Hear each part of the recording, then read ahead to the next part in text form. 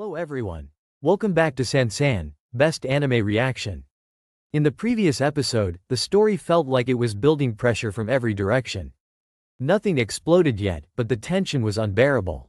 In this episode, I'm expecting a release of that pressure, possibly through shocking events or irreversible choices. The sense of urgency is growing, and it feels like time is running out for peaceful solutions. Characters may be forced to reveal their true intentions, even if it means becoming enemies. Season 4 keeps reminding us that freedom always comes at a terrible cost. Let's jump into episode 13 and see how far things go.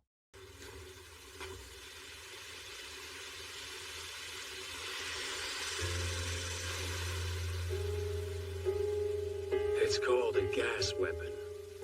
The gas was made with some of my spinal fluid. Inhaling even a small amount makes any subjects of Ymir freeze up, lose control of their bodies, and then fall unconscious. There's also edges of coordinate inside them. I use this path to send the power of the Titans to said coordinate. And that's why the people of that village transformed into obedient Titans. It was called Ragako, not that village.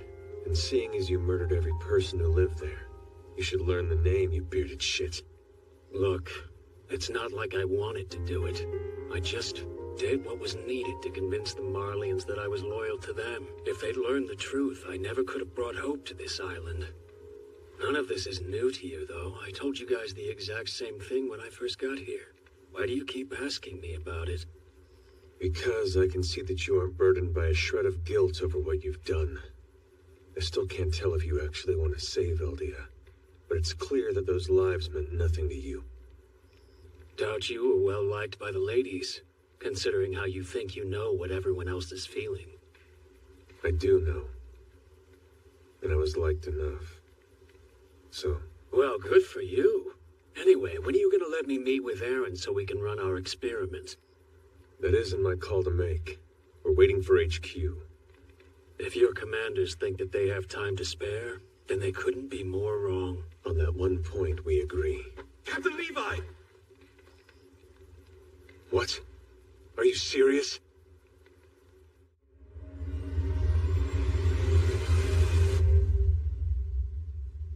This building's so... Alright everyone, grab a seat, maybe some popcorn, and emotionally prepare yourselves, because episode 13 of Attack on Titan Season 4 is one of those episodes that doesn't just punch you in the face.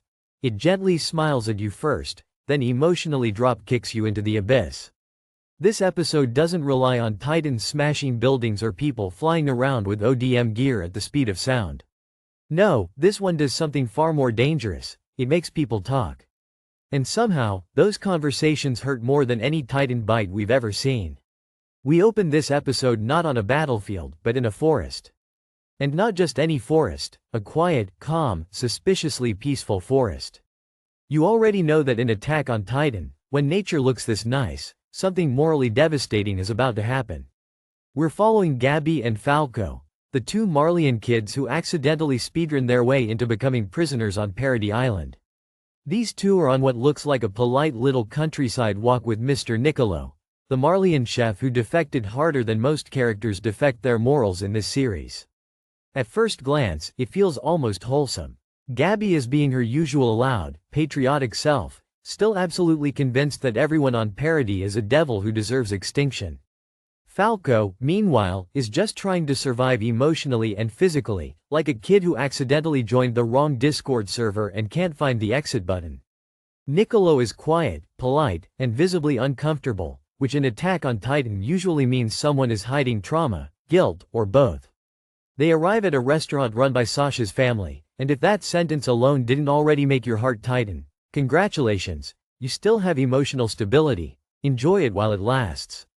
Kaya, the little girl Sasha saved years ago, is there too, bright-eyed and grateful, immediately latching onto Gabby and Falco like, oh wow, new friends.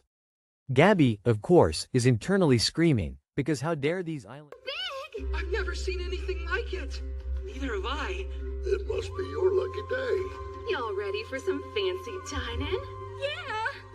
What's the matter, Mia? You got the jitters? No, I'm fine. Thanks. All this fancy stuff make you nervous? I knew you were country kids, but I didn't know it was this bad. No, Kaya, is there actually a Marleyan prisoner of war working at this place? Yeah, he's here for sure, so get a grip. And watch out, because soldiers eat here too. Even if this prisoner can't help us get out, he'll be good to know. Mr. Browse, I'm glad that you were able to come. So am I. Thanks for the invitation. Wow, look at all these kids. You brought quite the crowd with you. Figured I might as well bring the whole family. You did say it was on the house, right, Niccolo? Yes, all of you are welcome here. Come, this way. I'm really hungry, Dad.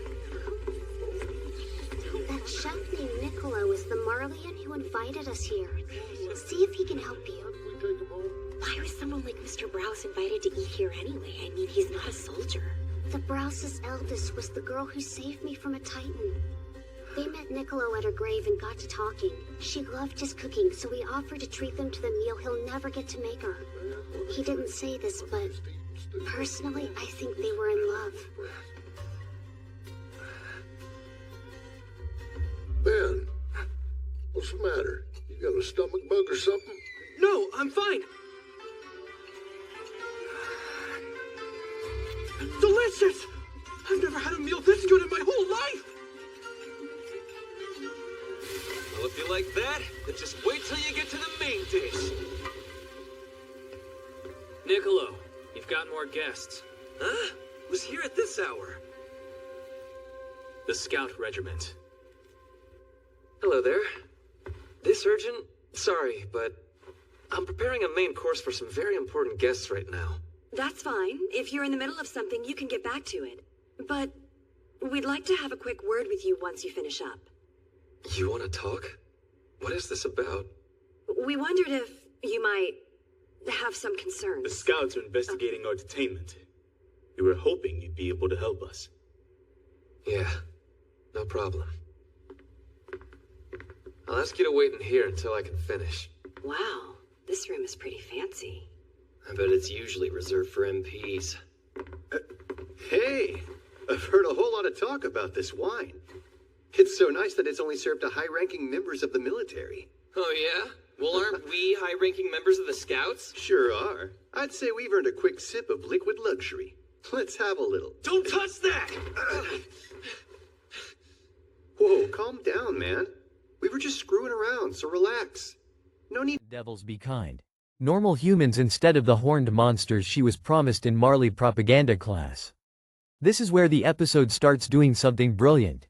It lets us sit in the discomfort. Nobody is screaming. Nobody is transforming into a Titan. Instead, we get awkward conversations, shared meals, and the slow realization that maybe, just maybe, the world isn't as simple as versus them. Then Kaya casually brings up Sasha. And everything breaks. Kaya, with the innocence only a child can have, starts talking about how Sasha saved her from a Titan. How Sasha was brave. How Sasha was kind. How Sasha didn't hesitate to protect someone she didn't even know. And Gabby, sitting right there, listening to a heartfelt story about the woman she personally shot in the chest, starts short-circuiting like a broken PlayStation controller. You can practically hear the gears grinding in Gabby's head. Because in her worldview, Sasha was a devil.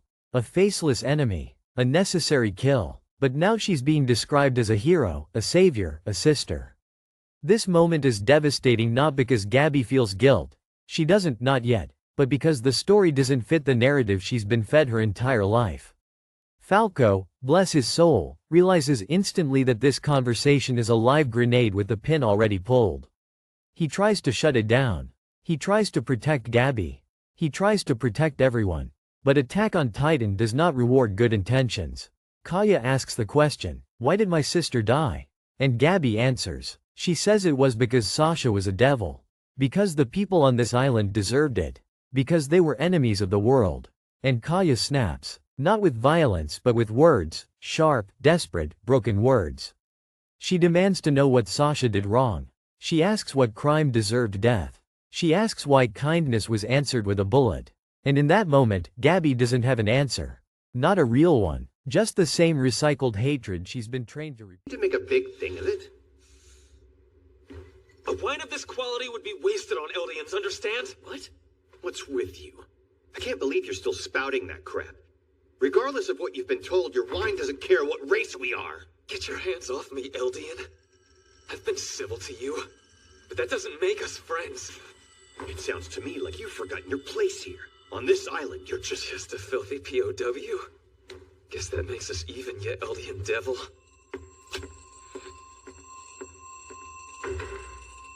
What is that guy's problem? Hell if I know. Whatever.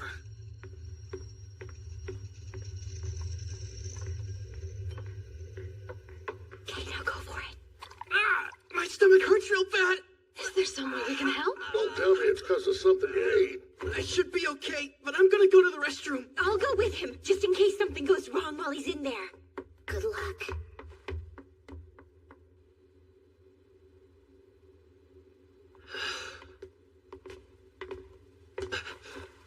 Hey, the restroom's the other way. That's not what we're here for. Niccolo. We're warrior candidates from Marley, and we're in hiding right now. We have reason to believe that this island is about to be invaded by an allied army made up of every major country in the world. Until that army comes, just hang in there. And also, spread the word to any other Marleyan captives you know. Wait, take it back a few steps. How'd a pair of warrior candidates like you even get here? These island devils raided Liberio about a month ago.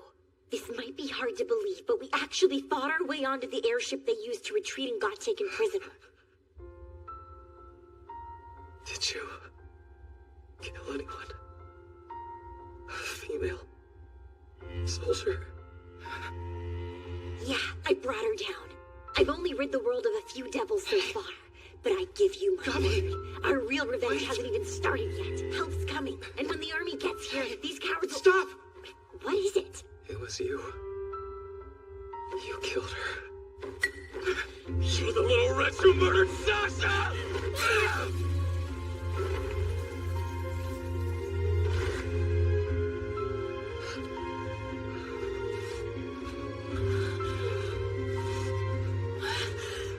Falco!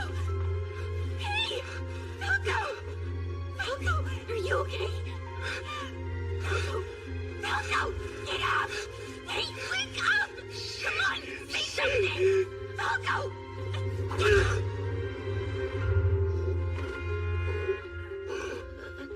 What? Niccolo! What are you doing up in Mia?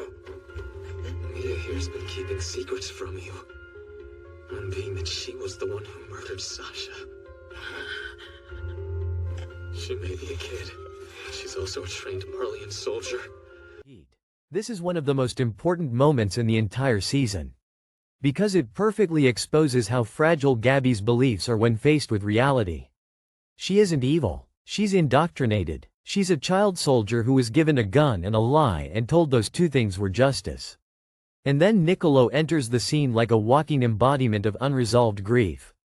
When Niccolo finds out that Gabby killed Sasha, something inside him completely breaks. This is a man who found purpose in cooking, who found love and connection through food, who loved Sasha not as a soldier, not as an enemy, but as a person who appreciated his cooking with an almost religious devotion. And now he's standing face to face with her killer. Niccolo grabs a bottle of wine, and for a terrifying second, it feels like he's going to kill Gabby right there. And honestly, the show doesn't try to make this moment easy to judge. His rage is understandable. His pain is raw. But what stops him isn't morality, it's Falco. Falco steps forward, takes responsibility, and offers his own life instead. And that's when the episode quietly asks one of its biggest questions. How does the cycle of hatred actually end? Because Falco represents something radically different. He doesn't justify violence. He doesn't cling to revenge. He acknowledges the crime and offers himself as payment, even though he wasn't the one who pulled the trigger. This is the exact opposite of how the world of Attack on Titan usually works. Niccolo doesn't kill them. Instead, he breaks down. The violence pauses, not because justice was served, but because grief finally exhausted itself. And then, just in case the episode wasn't emotionally heavy enough, the story reminds us that there are still bigger, uglier truths lurking beneath the surface. We learn about the wine that the Marleyan soldiers have been drinking, the wine that contains Zeke's spinal fluid, Yes, that wine. Suddenly, this episode about children, guilt, and forgiveness expands into something much darker. She climbed aboard the Scout's airship as it left Marley and shot Sasha in cold blood. She's the reason your daughter's gone. Your daughter? Take it, Mr. Browse. Go ahead. If you can't bring yourself to kill her, then I can do it for you. As the father, it's your call.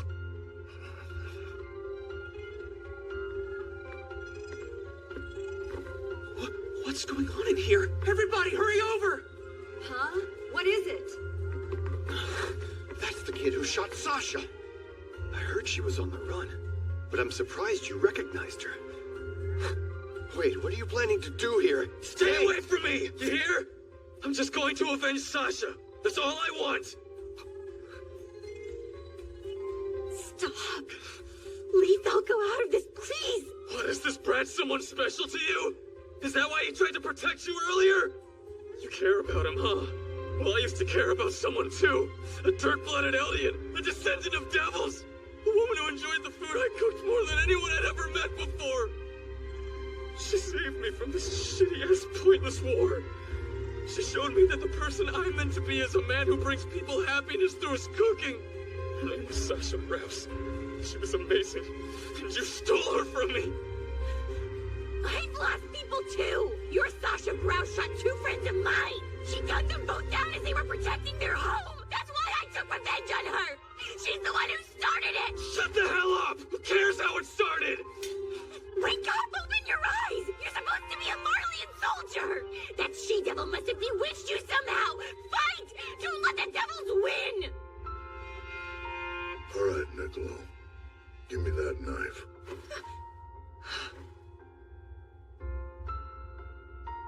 Please.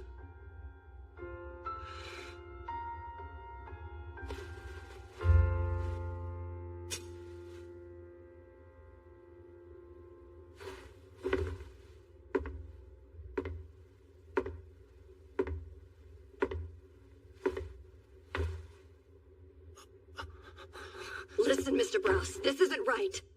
Please drop the knife. Or maybe just set it down. I raised Sasha to be self-sufficient. What? I taught her how to use a bow when she was young, and before long she got good enough to hunt for food in our forest. It was our way of life, and we didn't ever want to give it up. But after Maria fell, I knew we'd have to change with the times or die with the old ways, so I sent Sasha to join civilization. Then, the world just kept getting bigger. Sasha left our forest and our island behind to fight some distant enemy, to shoot folks and get shot. Thing is, she left our forest, but it turns out she just traded it for a bigger one, with the same rule of kill. Because now we understand that Zeke's plan isn't just ideological, it's biological. He has literally poisoned the military leadership of Parody with the potential to turn them into titans at will. This revelation reframes everything. The calm, the meals, the conversations, all of it exists on top of a ticking time bomb. And that's what makes episode 13 so powerful. It's not about titans. It's about people. It's about how hatred is taught, inherited, normalized, and weaponized. It's about how children become soldiers before they become adults. It's about how revenge feels justified until it's staring you in the face with tears in its eyes. By the time the episode ends, no one has really won. Gabby hasn't fully changed, but she's shaken. Falco has proven that compassion still exists in a world built on cruelty. Niccolo has confronted the cost of vengeance.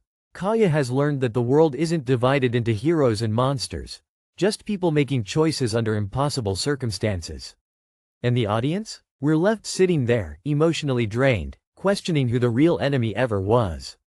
Because if Attack on Titan has taught us anything by this point, it's that the forest of hatred keeps growing as long as children are raised inside it. And escaping that forest? That might be harder than killing any Titan. Before we say goodbye to episode 13, there's one detail I really want us to slow down and stare at for a moment, because it quietly ties the entire episode together like an invisible thread. And that detail is the forest itself. Yes, the forest. Not the wine, not the guns, not even the Titans. Just a bunch of trees standing there, menacingly. This episode is literally titled, Children of the Forest, and that is not a poetic accident. The forest in Attack on Titan has always been more than just a location. It's a metaphor, a mental space, a trap that people grow up inside without realizing it. And in this episode, almost every major character is revealed to Be killed still applied. I reckon Sasha died, as she wandered in that forest for too long. We gotta get the children out of that forest, at the very least. Or else there's nothing gonna stop this from happening again. And again. The way I see it, when it comes to shouldering the sins and hatreds of the past, that burden should fall to adults like you and me. Please, Niccolo. We need you to let Ben go now.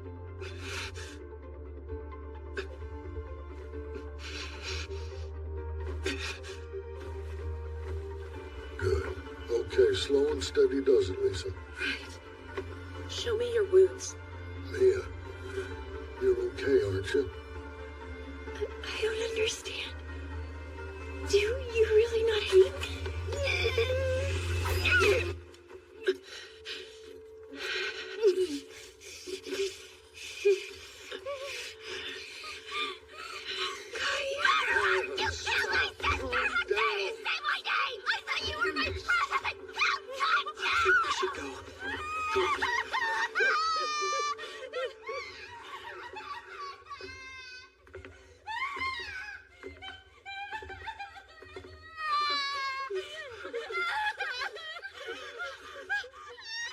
The main dish must have gone cold by now. Haji, you should rinse that kid's mouth out with water. Some of the wine got into it. Although, it's probably too late. Why do you say that? What's in the wine? I think it's Zeke's spinal fluid.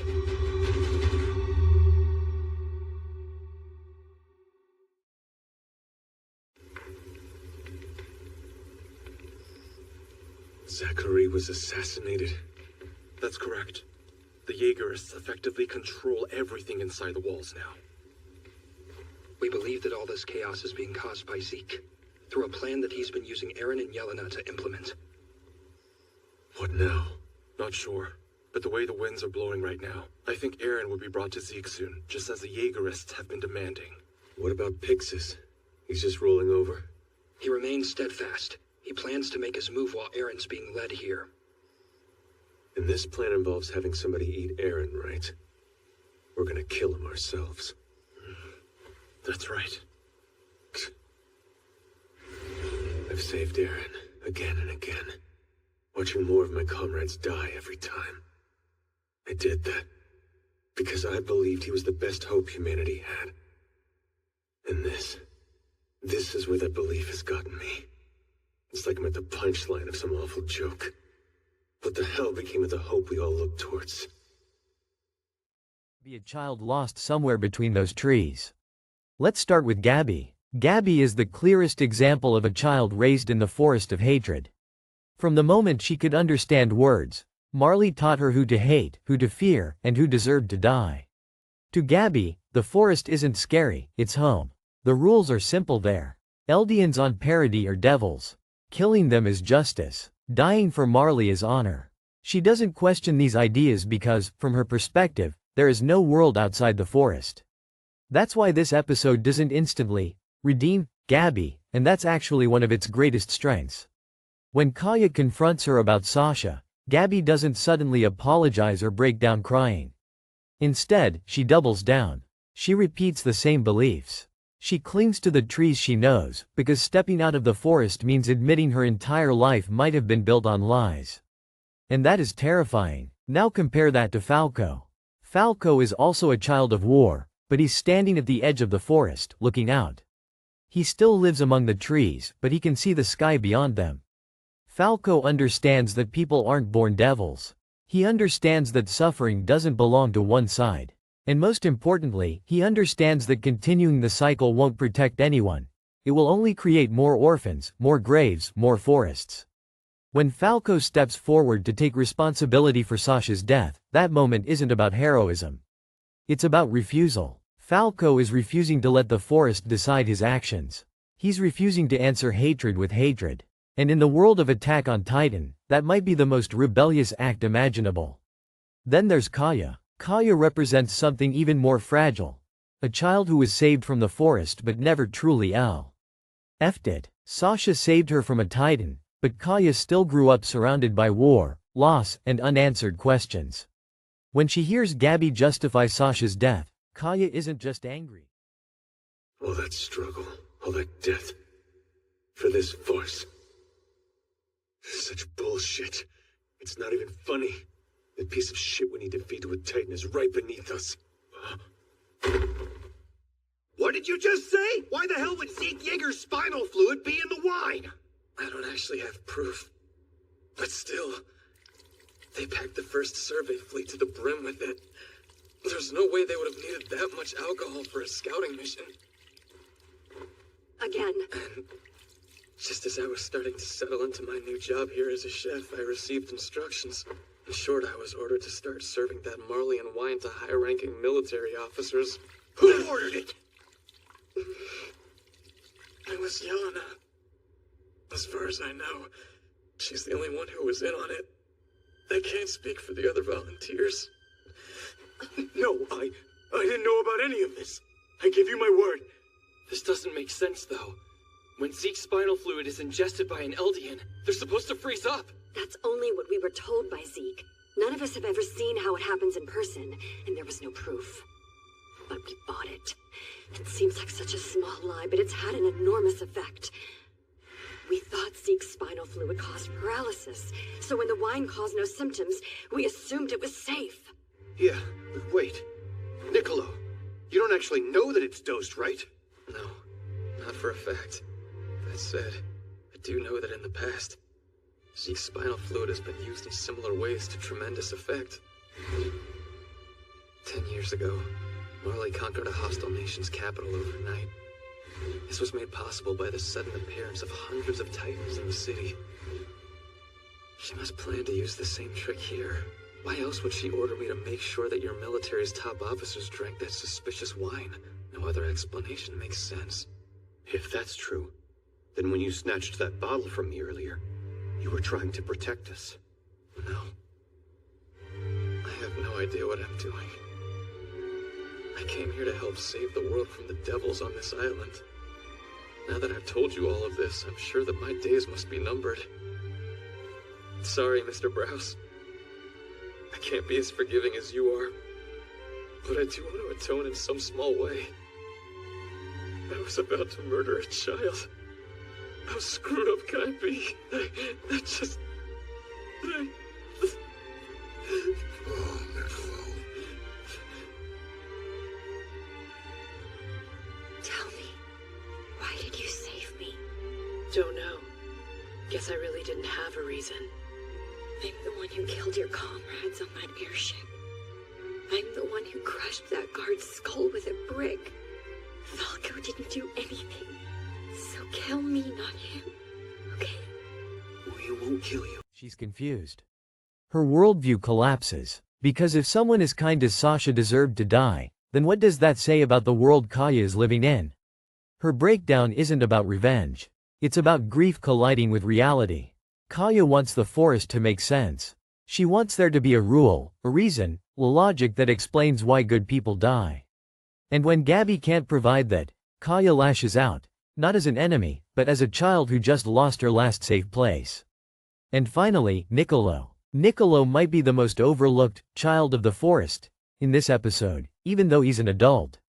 Because the forest doesn't care about age. It only cares about trauma.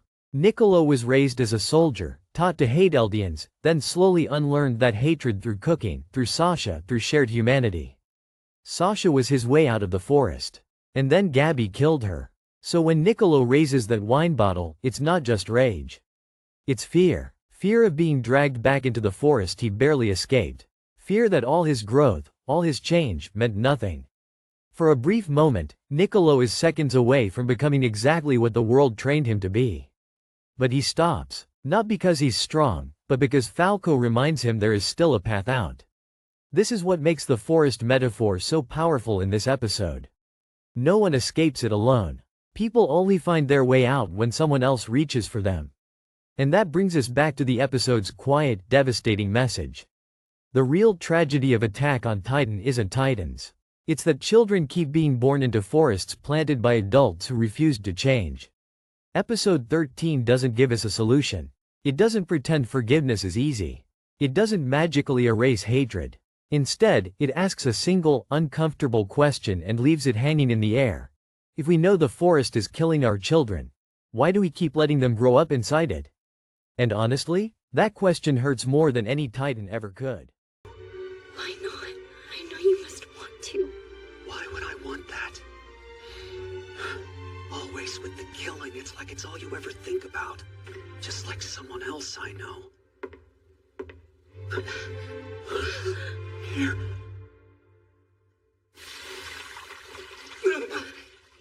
Is something wrong? There you are, Commander. What's going on? I'm glad you showed up. If anyone knows where Zeke's being held, it's you.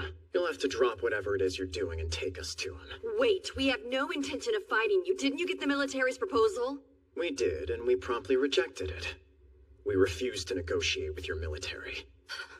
I see. And why is that? The decision came from Eren. He knew that Commander Pixis would never leave the fate of the island in our hands willingly. And I agree. I'm sure that Pixis is frantically devising a plan to ambush Eren and steal the Founder even as we speak.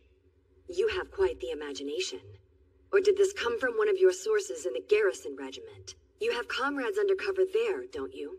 Do I look like one of your eager lackeys who's gonna answer any question that you ask? Get moving. I'm willing to prove that I don't answer to you if it comes down to it. But I'm hoping that you'll just come along quietly. Damn it. How the hell did they know to look for us here? Kites? Don't tell me you brought them. Did Yelena put you up to this? Niccolo, you've become far too attached to this group of Eldians. I knew that you and I would stand opposed eventually. I was right not to tell you how to contact the scouts when you asked. Flock, listen! We can't afford to waste time fighting amongst ourselves right now. Wine that's been tainted with Zeke's spinal fluid has been disseminated throughout the military. Zeke has us dancing in the palm of his hand. We have to stop him. Actually, we don't. Sounds like those idiot MPs are gonna become even bigger idiots. Now let's get moving. I never said that the MPs drank it. You're kidding. You knew? You let them drink that poison? Keep it down, will ya? This is a family restaurant.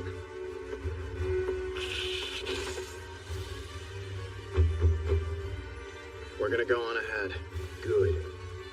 That was Flock. So you brought him here with you then? Yeah.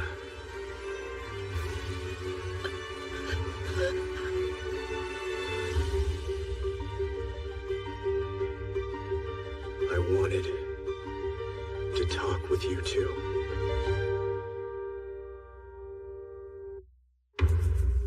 As his supporters take Hanji and the others captive, Eren stares intensely at Armin and Mikasa.